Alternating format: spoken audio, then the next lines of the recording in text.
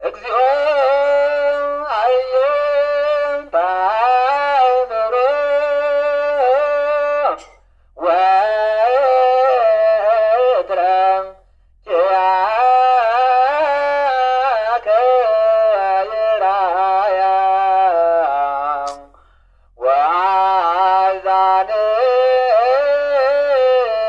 ወአዛንነይም